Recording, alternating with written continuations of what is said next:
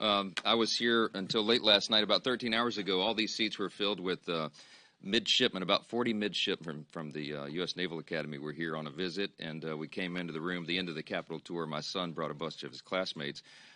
First time many of them have been to the Capitol. And they sat here, and I thanked them all for their willingness to serve the country, and they thanked me, and then they said, "Sir, how do you take all these hostile questions from the press every week?" I said, "Oh, they're a bunch of teddy bears. It's no big deal." So they had a good time. I'm really encouraged by all these young people and their willingness to step up and serve their country, and I know we all are. And this weekend is the Army-Navy game. We're all looking forward to that. I guess I got to say go Navy because my son's there. But President Trump is coming to the game and others, and we'll all be there together. It'll be a lot of fun. Speaking of President Trump, we have just 41 days until his oath of office is taken. And as Whip Emmer said, there's a palpable sense out there that this is a new day in America. It's not just a catchphrase. We feel that. We sense it everywhere we go. And American families are ready to see an America First agenda. And we're excited about that. You hear a lot of talk about the agenda and how it will be formulated and come together right out of the gates in early January. We're working on that right now. In fact, House Republicans are already working to enact that agenda. We met, as you know, last week. We brought Elon Musk and Vivek Ramaswamy here to discuss how we cut waste, fraud, and abuse from the federal government, and it was a very productive series of meetings. We had a smaller group discussion and then the larger one in the Congressional Auditorium. Thank you all for being here for that. We're continuing to lay the groundwork for our very aggressive first 100 days agenda in the Congress that we've all been planning for a long time and talking about for a while. But in the waning days of this Congress, and until President Trump is sworn in, we're still actively advancing conservative priorities. You heard about the NDAA. We're proud of this product. It was released over the weekend, and it includes critical wins for our troops and for our country at a very important time.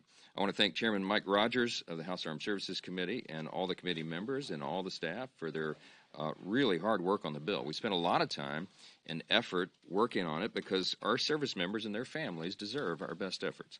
That's why we made landmark investments in their quality of life, as you heard, with a 14.5% pay raise for junior service members. It's really important right now. And improved housing for our military families and other benefits. And it's also why we stopped funds from going to CRT in our military academies. We banned TRICARE from prescribing treatments that would ultimately sterilize our kids. And we gutted the DEI bureaucracy. And because we believe in peace through strength, we blocked the Biden administration's plan to reduce the number of U.S. Special Forces. We supported the deployment of the National Guard at the border. We expanded U.S. joint military exercises with Israel, and we increased funding for U.S. defense initiatives in the Indo-Pacific, and that includes Taiwan.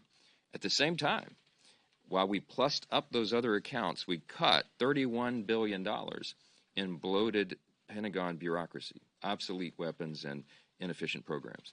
A lot of that will continue into the new year, and those are some very important innovations. The safety and security of the American people is our top priority, and this year's NDAA ensures our military has the resources and the capabilities needed to remain the most powerful fighting force on the planet.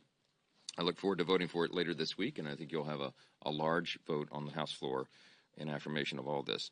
Also this week, we'll be voting on the Judges Act to ensure there's a sufficient number of federal judgeships for our growing population. Look, Republicans believe in the rule of law, and we've got to uphold that principle. We can't overburden the courts and our judges with these excessive caseloads, and that's what's been happening. It's been 35 years since Congress has authorized a package like this, and our population and caseloads have grown, and we just have to address this for the judicial branch to keep peace. More judges means more Americans can access equal and impartial justice without waiting years to get it. I'm excited to see this bill pass. I used to be a federal court litigator, and I can tell you it's desperately needed.